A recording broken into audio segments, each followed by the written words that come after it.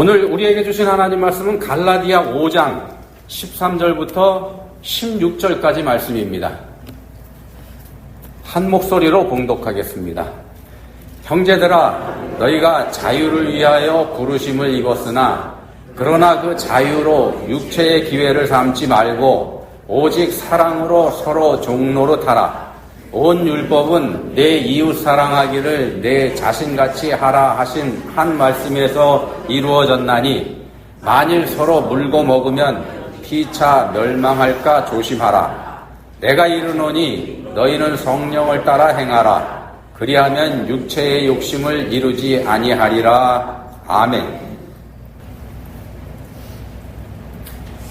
오늘 본문 중에 보시면은 자유라는 단어가 등장을 합니다. 자유가 뭘까요? 여러분들은 자유를 누리고 계시는지요? 어떤 자유를 어떻게 누리고 계시는지. 내게 주어진 환경 속에서 내게 주어진 자유를 어떻게 누리느냐, 이게 관건입니다. 어떻게 누리느냐가 관건입니다. 내가 자유를 누리고 있는지 어떤지 이걸 가늠해 볼 수 있는 잣대가 있는데요. 가장 쉬운 잣대가 요즘 사람들한테는 아마 정치적인 관점이 될 수 있을 것 같습니다. 그래서 지금 정치 얘기를 한번 해드릴 건데, 이거 들으시면서 여러분들 어떤 부분에서 걸리시는지, 마음에 안 드시는지 한번 들어보시기 바랍니다. 지도자의 무지는 사회 악이다. 지도자의 무지는 사회 악이다. 지도자가 무식하면은 그 사회에 악을 주는 거다. 누가 한 말인가 하면요, 플라톤의 국가라는 책에 나오는 겁니다. 유명한 철학자죠. 자, 이 말을 인용해가지고 우리 한국 사회를 진단한 분이 있습니다. 우리 한국 사회의 원로 중에 원로 되시는 분이 한 말씀인데 한번 들어보십시오. 많이 좀 바더가 되실 겁니다. 학창시절 가장 공부를 안 한 세대인 586 운동권, 고시 준비하느라 국제적 감각이 결여된 법조계 사람들, 이 사람들이 한국 사회의 가장 큰 문제다. 법조계 출신의 약점은 국제 감각이 없다는 거다. 열심히 공부해서 고시 합격하고 사법연수원 들어간 사람들이기 때문에 여행도 못했고 외국에서 공부해 본 적도 없다. 이제는 세계를 봐야 한다. 세계 속에서 한국이 어떤 위치인지 알아야 된다. 이분이 작년 4월에는요, 1년 전이죠, 윤석열 대통령이 있을 때 대통령한테 이런 조언을 했습니다. 대통령이 주장을 하면 장관들은 모두 그 주장 따라갑니다. 그러니까 일주일에 한 번, 아니면 한 달에 한 번이라도 장관이 아닌 다방면의 학자, 전문가들, 이런 분들 만나서 티타임 가지시기 바랍니다. 자기 세계에 갇혀 살지 말라, 이런 조언이죠. 어떻게 됐습니까? 받아들였나요, 이 조언을? 결국 사고 치지 않았습니까? 자기 세계 안에 갇혀서. 자, 그리고 이 윤 대통령의 전임인 문재인 대통령한테는 이런 말을 했습니다. 이런 평가를 했습니다. 특정 기업인들 때문에 우리 경제가 희망을 잃은 것처럼 호도했는데 사실이 아니다. 그러면서 한 말이 이겁니다. 지도자의 무지는 나라의 불행이다. 마음에 안 드시죠? 윤도 문도 두 분 다 법조인 출신입니다. 그리고 지금 새 대통령도 법조인 출신이죠. 그리고 그분을 보좌하는 분들은 거의가 다 이분이 가장 공부를 안 한 세대라고 찍은 사람들이고, 자, 이 불편함을 느끼셨을 것 같은데 그 불편함이 또는 여러분들이 느낀 쾌감이 그게 진영 논리에 갇혀서 자유를 잃은 상태에서 나온 것은 아닌지 생각해 보십사고 지금 이 말씀을 드린 겁니다. 미국의 트럼프 대통령도 그렇습니다만 자기 세계에 갇힌 정치 지도자들의 고집이 지금 세상을 온통 혼돈으로 지금 몰아넣고 있지 않습니까? 요즘에 저는요, 우리 기독교인들이 바로 서게 해달라, 이런 기도 제가 하고 있습니다. 한국도 그렇고 미국도 그렇고 세계에 있는 그리스도인들이 바로 서면 세상도 바로 설 거다, 이런 믿음을 가지고 저는 그런 기도를 합니다. 종교개혁자 마틴 루터는 이런 말을 했습니다. 그리스도인은 가장 위대한 자유인이다. 세상 누구에게도 예속되지 않았기 때문이다. 근데 그리스도인은 가장 충성된 노예이기도 하다. 세상에서 사랑의 노예가 되었기 때문이다. 사람마다요, 자유가 어떤 건지, 자유가 뭐다, 이렇게 생각하는 게 있습니다. 그리고 그 생각의 근거에서 자기가 누리는 자유만큼의 가치를 통해서 자기 자신을 정의합니다. 자기가 생각하고 있는 자유가 뭔지, 그리고 내가 그 기준으로 해서 얼마나 누리고 있는지 이걸 통해서 자기 자신의 가치를 정한다는 말씀입니다.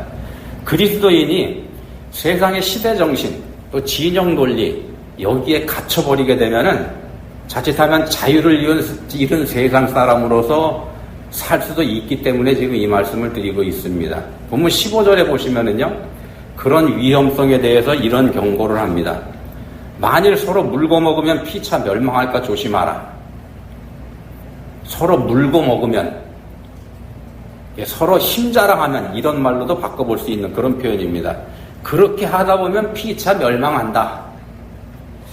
어느 한쪽만 망하는 게 아니라는 겁니다. 양쪽이 함께 망한다는 겁니다. 자유는요, 자유는 빼앗는 게 아니다, 이런 말씀이 있습니다. 자유는 빼앗는 게 아니다. 세상에서는, 특히 정치판에서는 남을 누르고 올라서야 나한테 자유가 좀 주어진다, 이렇게 믿고 있습니다만, 자유는 쟁취해서 얻어지는 게 아니라는 겁니다. 자유는 그럼 뭐냐, 어떻게 얻냐? 누리는 겁니다. 누리는 것. 어떻게 얻어낼 것인지 이게 중요한 게 아니라 어떻게 누리는가, 이게 중요하다는 말씀입니다. 자유에서는. 남을 누르고 자기 혼자만 자유를 누리겠다고 하면 거기에는 참 자유가 없다는 겁니다. 피차 멸망으로 가는 겁니다. 그래서 피차 멸망이 아닌 모두가 그럼 행복할 수 있는 피차 행복, 이런 방법은 없을까? 본문 13절에서 그에 대한 답을 분명하게 이렇게 말씀을 합니다. 오직 사랑으로 서로 종노릇하라. 오직 사랑, 오직 사랑, 이것만이 답이라는 겁니다. 본문에 보시면 육체라는 표현도 나오는데요, 이게 바로 오직 사랑하고 반대로 가는 그걸 뜻합니다. 육체가. 13절에 보시면 육체의 기회, 16절에는 육체의 욕심, 이런 표현이 나오는데 여기에 따르지 않는 게 답이라는 겁니다. 이 육체를 세상으로 바꿔서 볼 수도 있습니다. 육체의 기회를 세상의 기회, 또 육체의 욕심을 세상의 욕심, 이렇게도 바꿔볼 수 있다는 겁니다. 지금 혼란한 세상, 지금 세상의 혼란을 바로 잡을 수 있는 답이 바로 여기 있다는 겁니다. 여기에 답이 있습니다. 서로 누르는 게 아니고 서로 사랑하는 것. 다만 자기 세계에 갇혀 사는 정치 지도자들, 또 그 지도자들을 무작정 지지하는 사람들, 그런 사람들이 이 말을 귀담아 들을 것 같지는 않습니다. 그래서 우리 그리스도인들이라도 각자의 삶에서 이 말씀을 교훈 삼아야 되기 때문에 이 말씀 좀 드리고 있습니다.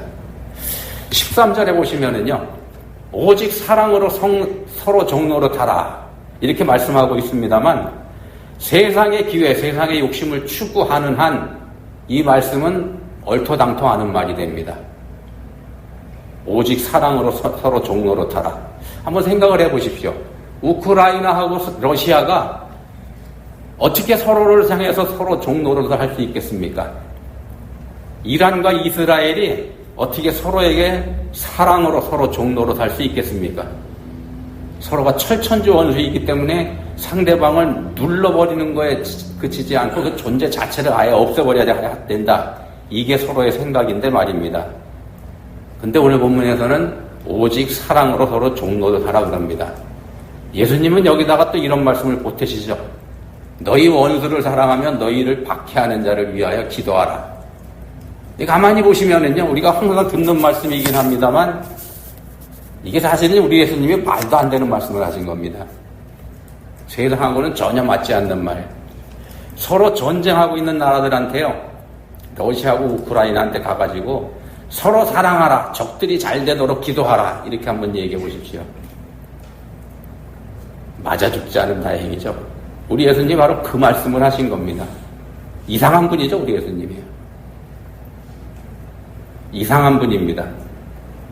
근데 우리 예수님께서는 바로 당신께서 하신 이 말씀을 행동으로 보이셨습니다. 말로만 하신 게 아니고요. 바로 십자가가 그겁니다. 당신을 잡아 죽이는 사람들을 위해서 대신 죽으시는 거죠. 당신 자신을 죽이는 자들에게 자유를 주기 위해서 당신 스스로 죽는 길을 택하신 것. 이게 바로 예수님의 십자가의 사랑입니다. 원수들을 위해서 그렇게 하셨습니다. 그 원수가 누굴까요? 누가 예수님을 십자가에 못 박았을까요? 바로 우리가 바로 그 원수입니다. 우리는 성경을 읽으면서 대제사장들, 바리새인들, 서기관들 이 사람들이 예수님 죽였다 이렇게 생각합니다만 성경에서는요. 예수님이 바로 우리의 죄, 나의 죄, 여러분의 죄, 그 죄 때문에 십자가에서 죽으셨다 이거 강조합니다. 그렇다면은요. 내가, 여러분들이 바로 예수님을 죽인 예수님의 원수가 됩니다. 예수님께서는 원수인 나를, 여러분을 위해서 죽으신 겁니다. 본문에 나오는 대로 사랑으로 종로로 사신 거죠. 누구의 종? 나의 종, 여러분의 종. 나를 위해서 모든 거 내놓으신 겁니다. 그렇게 우리한테 자유를 주셨죠. 그리고 그 자유의 은혜를 입은 우리한테 말씀하십니다. 가서 너도 이와 같이 하라. 하나님은요, 우리 인간을 당신의 형상을 따라 지으셨습니다. 우리를 하나님의 형상으로 지으셨다는 이 말에는 여러 가지 의미가 들어있겠습니다만 그 중에는 온전히 자유로우신 하나님처럼 우리도 자유를 누리는 존재로 지으셨다는 뜻도 들어가 있습니다. 자유가 뭡니까? 자유를 국립국어원에서 풀이한 걸 제가 찾아봤는데 이렇게 풀이합니다. 외부적인 구속이나 무엇에 얽매이지 아니하고 자기 마음대로 할 수 있는 상태. 자기 마음대로 할 수 있는 상태가 자유의 상태입니다. 하나님께서 우리를 그런 존재로 지으셨다는 겁니다. 내가 뭘 하고 말고 스스로 결정할 수 있게 하신 겁니다. 그 증거가 바로 선악과죠. 동산 각종 나무의 열매는 네가 임의로 먹되 선악을 알게 하는 나무의 열매는 먹지 말라. 네가 먹는 날에는 반드시 죽으리라 하고 하신 바로 그 열매입니다. 먹을지 말지 네가 결정해라 그렇게 하나님 말씀하신 겁니다. 자유를 주신 거죠. 불행하게도 우리 인류는 그걸 먹는 자유를 누렸습니다. 먹는 자유를 누렸고 그에 대한 대가를 우리 인류 역사 속에서 치르고 있는 거고 우리가 그 먹는 자유를 누릴 때 하나님께서는 우리의 그 잘못된 자유를 방해하지 않으셨습니다. 막지 않으셨죠. 그게 엄청난 대가를 치르게 될 거라는 거 누구보다도 잘 알고 계시면서도 막지 않으셨습니다. 왜냐하면 우리를 막으셨더라면 우리한테 주어진 자유가 온전한 게 못 되기 때문에 막지 않으신 겁니다. 네 맘대로 하라 하신 거죠. 예수님께서 우리들 대신해가지고 십자가에 달리신 건 잘못된 그 선택을 바로잡아서 우리를 원래의 위치로 되돌려 놓기 위한 그런 목적으로 하신 거죠. 한 번 잘못 사용한 자유가 우리를 회복 불가능한 상태로 빠뜨려 버렸는데 우리한테 불가능합니다, 회복이. 근데 그 불가능의 제약을 받지 않는 오직 유일한 존재이신 전능하신 하나님께서 우리한테 직접 소망을 주신 게 바로 십자가입니다. 우리에게 다시 선택할 자유, 선택할 기회를 주신 겁니다. 하나님께서 열어주신 이 사랑의 길을 우리가 믿음으로 받아들이고 그 길로 갈 건지 아니면 그 믿지 않을 건지 이거 우리한테 다시 선택할 기회를 주신 겁니다. 당연히 이 선택에도 책임이 따르게 돼 있고요.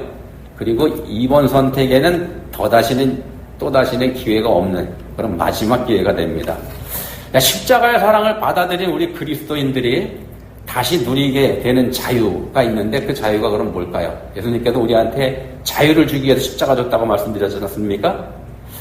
네, 어떤 자유냐 하면은 죄를 짓지 않을 자유입니다. 죄 짓지 않는 자유. 옛날 에덴에서는 죄 짓는 자유를 우리가 누렸습니다. 다시 얻은 기회에서는 우리가 죄 짓지 않는 자유를 누려야 되는 겁니다. 선악과를 따먹은 게 자유였었죠. 따먹을지 말지 자유롭게 선택할 수 있는 상황에서 우리 인류는 죄를 짓는 자유를 선택을 했습니다. 이제 우리가 누릴 참된 자유는 죄를 짓지 않는 자유, 그런 자유입니다. 자유에 두 가지가 있다고 합니다. 어떤 거냐 하면은요, 한 가지는 자기가 하고 싶은 걸 마음대로 하는 거, 이걸 자유라고 그럽니다. 앞에서 사전적인 풀이 해드렸던 것처럼 자기가 하고 싶은 대로 마음대로 하는 거, 이거 자유입니다. 먹고 싶은 거 먹고, 자고 싶을 때 자고, 가지고 싶은 거 가지고, 자기가 가고 싶은 거 가고 싶은데 가고 싶을 때 가고, 이런 것들, 이런 걸 가리켜서 동물적 자유 이렇게 얘기합니다. 왜냐하면 동물들도 누리는 자유니까. 근데 이에 비하면 이제 인간적인 자유가 나오겠죠. 그러면 인간적인 자유는 뭐냐 하면 해야 할 일, 당연히 해야 할 일을 하는 자유입니다. 바꿔 말씀드리면 이거는 스스로 버리는 자유라고도 표현이 됩니다. 스스로 버리는 자유. 예를 들면 이런 겁니다. 학생이 공부해야 되죠. 근데 공부하기 싫습니다. 나가 놀고 싶어요. 다 때려치고 나가서 노는 거. 이게 동물적인 자유라고 한다면은요, 내가 나가서 놀고 싶지만 자리에 앉아서 공부하는 불편함을 선택하는 자유, 이게 인간적인 자유입니다. 의지적으로 현재를 양보하는 거, 그러니까 앞에서 말씀드린 스스로 버리는 자유, 이게 인간적인 자유입니다. 욕망을 버리는 자유, 우리 인생들이 에덴에서 선택했어야 하는 자유가 바로 이 자유였었습니다. 다시 보면 14절 말씀입니다. 온 율법은 내 이웃 사랑하기를 내 자신같이 하라 하신 한 말씀에서 이루어졌나니, 온 율법은 이렇게 말씀을 합니다. 율법이 뭡니까?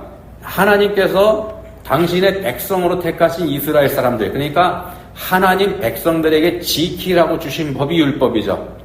하나님의 백성이면은 이 율법, 이 법을 반드시 지켜야 된다, 이렇게 해서 주신 법입니다. 그 법을 왜 지켜야 된다고요? 하나님의 백성이기 때문에 지켜야 되는 겁니다. 하나님의 백성이 되기 위해서 지키는 게 아니고 이미 하나님의 백성이 되었기 때문에 지켜야 한다는 겁니다. 그래서 주신 게 율법입니다. 이 법을 지켜야 하나님 나라 백성이 되는 게 아니고 이미 하나님 나라 백성이 됐기 때문에 너넨 이거 지켜야 된다, 이 말씀하시는 건데, 예를 들어서 풀어드리면은요, 우리가 미국 법을 지켜야 하는 이유는 지금 미국에 우리가 살고 있기 때문에 지켜야 되는 거죠. 우리가 만약에 미국 바깥에 있다 그러면은 미국 법을 지켜야 될 필요가 하나도 없습니다. 많은 사람들이 함께 살고 있기 때문에 우리가 교통법규를 지켜야 됩니다. 광야에서 나 혼자 내 멋대로 살고 있다 그러면은 교통법규 전혀 상관없죠. 상관없는 삶을 살게 됩니다. 나라의 법을 지키고 교통법규를 지키는 거, 이게 다른 사람들을 위한 일인 동시에 나 자신을 위하는 일이기도 합니다. 예를 들어 설명드린 바로 이런 겁니다. 우리가 다른 사람을 사랑해야 될 이유가 바로 여기에 있다는 말씀입니다. 본문 14절에서 이웃을 사랑하라고 말씀하시면서 내 자신같이 하라, 그러니까 내 자신같이 사랑하라 말씀하시는 이유가 여기에 있습니다. 범죄해가지고 타락한 우리 인간은요, 누구든지 자기 자신을 위하는 이기주의자들입니다. 누구도 왜하시 전부 다 똑같습니다. 우리 전부 다는 이기주의자들입니다. 자기를 위해서 남을 밟는 것, 이게 우리 본성입니다. 본성이 돼버렸습니다. 본성이라고 하는 거는 우리의 무의식 속에서 우리가 아무 생각 없이 행동을 해도 자연스럽게 나오는 거, 그런 거지 않습니까? 너 자신을 위하는 게 그렇게 생각 없이 자동스럽게 자연으로 나오는 것처럼 이웃도 그렇게 한번 위해봐라, 이 말씀을 오늘 본문에서 하고 있습니다. 그게 너희가 피차 멸망하지 않는 길이다. 모두가 행복하게 살 수 있는 길은 서로 사랑하는 길이다, 이 말씀을 본문에서 하고 있습니다. 자, 근데 우리의 본성이 이기주의다, 이런 말씀을 드렸습니다. 본성이 이기주의라고 말씀드렸습니다. 그럼 이거를 우리가 이겨내고 다른 사람을 내 자신같이 사랑하는 게 가능한가? 안 되죠. 우리 본성이 이기주의인데 불가능합니다. 타락한 인간 스스로는 그거 절대로 못합니다. 죽었다 깨어나도 다시 태어나도 그거 못하는 겁니다. 그래서 이어지는 본문 16절에서 이렇게 말씀을 합니다. 성령을 따라 행하라. 그거는 성령께 순종할 때에나 될 수 있는 거다 하는 말씀입니다. 우리 안에서 우리와 함께 하시는 성령께 불복할 때, 그때 된다는 겁니다. 그게 뭔가 쉽게 말씀드리면은요, 성경으로, 설교로, 주변 사람들의 말과 행동을 통해서 여러 가지 모양으로 우리한테 깨우쳐 주실 때 그걸 거부하지 않는 것, 이걸 얘기하는 것이기도 합니다. 선택의 기로 해서 말씀이 나를 가르쳐주는, 나한테 말씀이 가르쳐주는 그 바른 길을 선택하는 자유를 누리는 것, 그게 그리스도인의 삶이라는 겁니다. 그게 성령께 굴복하는 삶이고요. 대표적인 예를 성경에서 하나 들어드리면은요, 요셉의 예를 볼 수 있습니다. 17살 나이에 형들의 질투로 노예로 팔려갔지 않습니까? 한참 반발이 심할 나이입니다. 그럼에도 불구하고 팔려간 애굽에서 요셉은 주인에게 인정을 받았습니다. 성실한 사람으로. 이게 뭘 뜻합니까? 자신의 상황과 형편을 요셉이 받아들였다는 뜻입니다. 자기를 팔아먹은 이복 형들을 철천지 원수로 생각하면서 이를 갈아가면서 반항하고 분노로 가득 찬 그런 삶을 살지 않았다는 얘기가 됩니다. 그렇게 살지 않았다는 겁니다. 상황에 붙잡혀 자유를 잃은 노예로 산 게 아니고 상황을 믿음으로 극복한 자유자로 살면서 자기를 억압하고 있는 주인, 그 주인에게 사랑의 종으로 섬기는 자유를 누린 사람이 바로 애굽에서의 요셉입니다. 자, 그 요셉이 애굽의 총리가 됐습니다. 그렇게 성실한 사람이니까 하나님께서 들어 사용하시죠. 총리가 됐을 때에는 바로 그 왼수 같은 이복형들의 잘못을 무조건 용서해 주지 않습니까? 그때는 이제 용서하는 자유를 이 사람이 누리게 됩니다. 왜 용서했을까요? 자신을 애굽의 총리로 세워서 온 세상을 구원한 이 일을 가만히 보니까 사람이 한 일이 아니더라는 겁니다. 자기가 생각을 해봐도 상식적으로 봐도 이건 사람이 한 일이 아니라는 확신이 드는 겁니다. 사람이 안 했다면 그건 누가 했겠습니까? 하나님께서 하신 일이라는 걸 깨닫고 인정을 한 겁니다. 인정을 한 겁니다. 하나님께서 하셨다고. 이렇게 고백을 하죠. 그런즉 나를 이리로 보낸 이는 당신들이 아니요 하나님이시라. 다시 보면 14절입니다. 온 율법은 내 이웃 사랑하기를 내 자신같이 하라 하신 한 말씀에서 이루어졌나니, 내 이웃 사랑하기를. 이웃은 하나님께서 맺어주신 사람입니다. 우리 옆에 있는 사람이니까. 왜 그 사람하고 맺어주셨을까요? 서로 사랑하라고 맺어주신 겁니다. 서로 사랑하라고. 그 사람을 나 자신같이 사랑하는 것, 이게 하나님께서 우리 믿는 사람들에게 주신 사명입니다. 사명입니다. 성경에서 명령하니까. 이 사명을 우리한테는 거절할 자유도 있고, 이 사명을 우리가 받아들여서 순종할 자유도 우리한테 있습니다. 선택의 자유가 있습니다. 그렇지만 말씀에 순종하는 게 자기 세계에 갇히지 않는 자유를 누리는 길입니다. 거기에 멸망이 아닌 거기에 샬롬이 있는 겁니다. 그래서 내가 행복해지려고 애쓰는 사람이 아니고, 내가 행복해지려고 애쓰는 사람이 아니고 옆 사람을 행복하게 해주는 사람, 그런 사람이 참 자유인이고 그런 사람이 진짜 그리스도인이 됩니다. 기도하시겠습니다. 하나님 아버지, 저희는 이것저것 따지면서 삽니다. 저가 나한테 해준 만큼 나도 그에게 해주면 된다, 이렇게 생각을 합니다. 내가 더 주는 건 손해다, 이런 생각합니다. 믿음 없는 세상 사람들이 생각하는 거하고 저희들도 똑같습니다. 이제는 그러한 세상의 기회, 세상의 욕심, 여기에 저희들 마음을 빼앗기지 않게 해주시기 원합니다. 하나님의 말씀을 따르는 참 자유를 누리는 참 그리스도인으로서 이제는 자유를 누리며 살게 해주시기 원합니다. 예수님 이름으로 기도합니다. 아멘.